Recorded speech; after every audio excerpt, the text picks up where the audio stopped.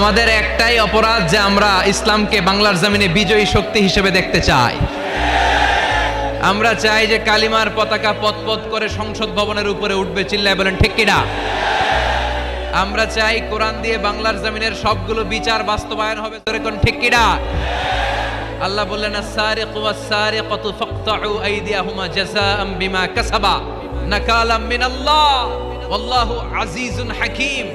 If anyone steals something very precious in the society, the government should cut down his right hand. কেউ যদি চুরিতে ধরা পড়ে, দামি কোনো জিনিস যদি চুরি করে চুরিতে ধরা পড়ে, গভর্নমেন্টের উচিত ওই চোরের ডান হাতটা কেটে দেওয়া, চিল্লায় বলেন ঠিক কিনা?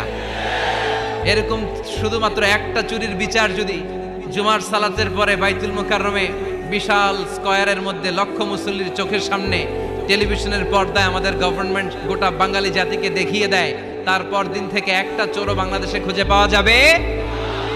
একটা জিনাকারীর শাস্তি যদি হয়, গোটা বাংলাদেশের মানুষ যদি এটা প্রত্যক্ষ করে একটা জিনাকর খুঁজে পাওয়া যাবে। আমরা সেরকম বাংলাদেশ দেখতে চাই। আমরা ওই বাংলাদেশের প্রত্যাশায়, চিল্লায় বলেন ঠিক কিনা? এজন্য প্রশাসনের ভাই যারা আছেন, আপনাদের অনেক দায়িত্ব। মেম্বার অফ দ্য পার্লামেন্ট যারা, আপনাদের অনেক দায়িত্ব। 17 কোটি মানুষের প্রধানমন্ত্রী, মাননীয় প্রধানমন্ত্রীর কাঁধে অনেক দায়িত্ব, চিল্লায় বলেন ঠিক কিনা?